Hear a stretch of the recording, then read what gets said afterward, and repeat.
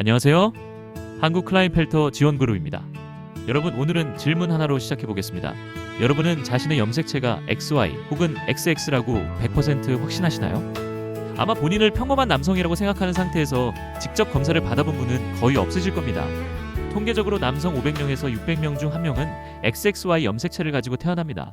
바로 클라인펠터 증후군이죠. 하지만 더 놀라운 사실은 이들 중 무려 64%는 자신이 이 증후군이라는 사실조차 모른 채 평생을 살아간다는 겁니다. 내 옆에 직장 동료, 운동장 위의 축구 선수, 심지어 거울 속의 당신도 사실은 XXY일 수 있습니다. 그런데 왜 우리는 이 증후군을 들었을 때 여성스러운 남자나 정신적 문제, 지능이 낮다 같은 특정한 이미지만을 떠올릴까요? 오늘 강의에서는 그 오해의 잔혹한 기원과 성염색체가 우리 몸과 마음을 결정짓는 진짜 방식에 대해 파헤쳐 보겠습니다. 우리가 가진 클라인펠터에 대한 편견은 사실 학문적 범죄에 가까운 실수에서 시작되었습니다. 1942년 닥터 클라인펠터가 이 증후군을 처음 보고한 이후 1950년대까지 쏟아진 초기 논문들은 충격적인 결론을 내놓습니다. 클라인펠터 환자들은 지능이 낮고 범죄 성향이 있으며 정신분열증이나 자폐증에 걸릴 확률이 높다는 것이었죠. 이 데이터는 어디서 왔을까요? 놀랍게도 당시 연구자들은 정신병원이나 발달장애 보호시설, 심지어 교도소에 수용된 사람들 중에서만 샘플을 채취했습니다.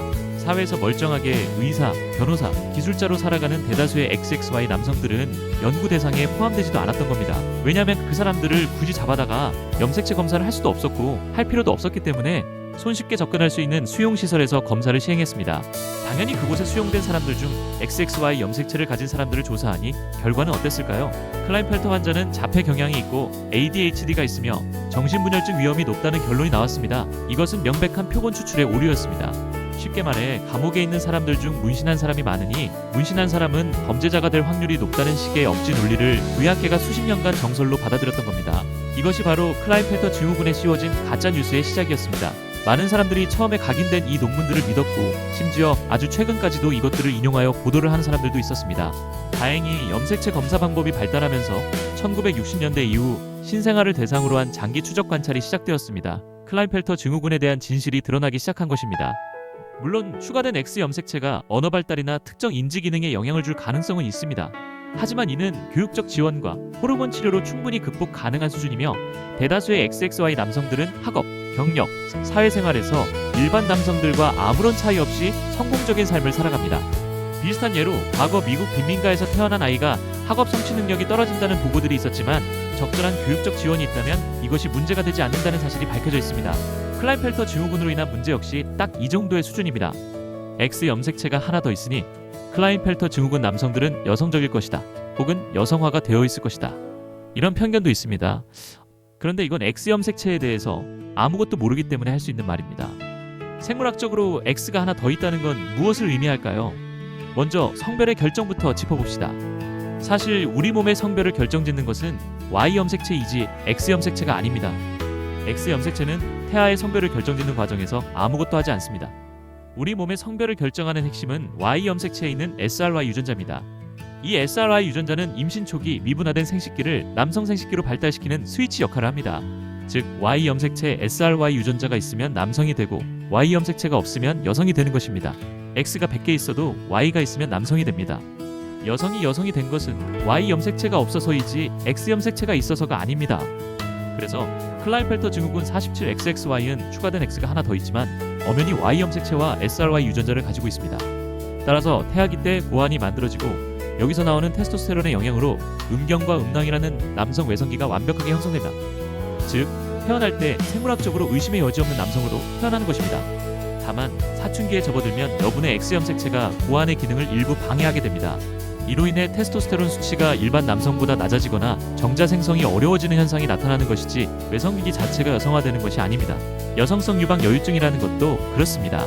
여유증은 남성에서 유방 조직이 커지는 현상으로 영유아기, 사춘기, 그리고 중장년층 이후에 흔히 관찰되는 문제입니다. 생리적으로 사춘기 여유증은 일반 남아의 60에서 80%에서 나타날 정도로 발생률이 높고 비만한 경우 더 심해집니다. 클라인펠터 증후군인 사람들에서 나타나는 여유증은 사춘기에 테스토스테론 수치가 낮아서 생기는 문제이지 몸에서 여성 호르몬이 나온다거나 몸이 여성화가 돼서 나타나는 현상이 아닙니다. 여기서 많은 분이 혼란스러워하는 지점이 나옵니다. 호르몬이 부족하면 성 정체성도 여성에 가까워지지 않나요? 라는 의문입니다. 결론부터 말씀드리면 성 정체성, 내가 남성인가 여성인가에 대한 정체성과 성호르몬 수치는 비례하지 않습니다. 호르몬이 안 나오는 아이들과 할아버지들도 본인이 남성이라는 정체성은 가지고 있습니다. 클라인펠터 증후군도 당연히 마찬가지입니다. 성정체성은 태아기 뇌의 발달 과정에서 형성되는 아주 깊은 자아의 영역입니다. 뇌가 남성형으로 구조화되는 데는 테스토스테론의 영향이 크지만 이것은 사춘기의 호르몬 수치가 아니라 태아기 특정 시기의 호르몬 샤워에 의해 결정됩니다. 클라인펠터의 경우 대다수의 XXY 당사자들은 태아기 때 충분한 남성 호르몬 자극을 받습니다.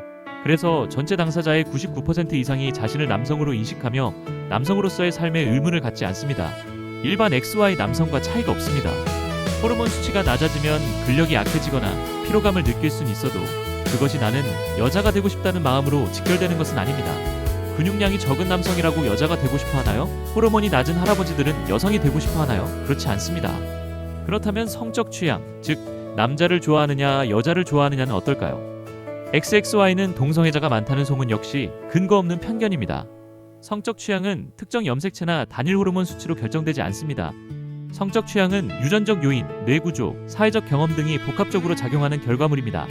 XXY 남성들의 성적 취향 분포는 일반 XY 남성들의 분포와 차이가 없다는 것이 현대의학의 견해입니다. 그런데 왜 대중에게는 XXY 성전환자 혹은 성소수자라는 이미지가 강할까요? 여기에는 가시성의 비대칭이라는 함정이 있습니다.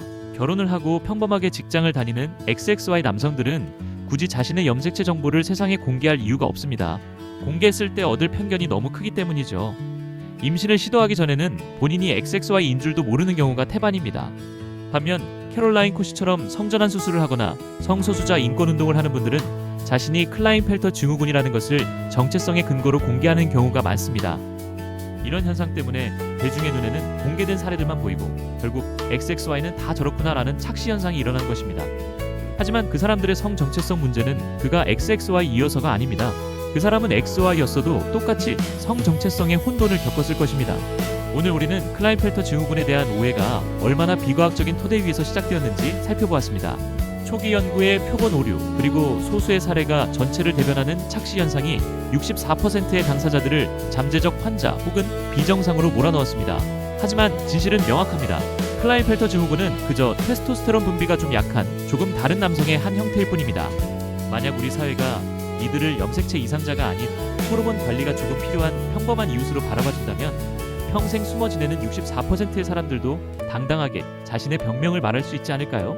호르몬이 적게 나오기 때문에 호르몬 요법이 필요하다. 사실은 죄가 아닙니다. 갑상선 호르몬이 안 나오면 갑상선 호르몬을 주어야 하듯 그냥 호르몬 보충이 필요하다는 것뿐입니다. 오늘 강의가 여러분의 편견을 깨는 유익한 시간이었기를 바랍니다. 지금까지 한국 클라인펠터 지원그룹이었습니다. 내용이 유익했다면 구독과 좋아요 부탁드립니다. 감사합니다.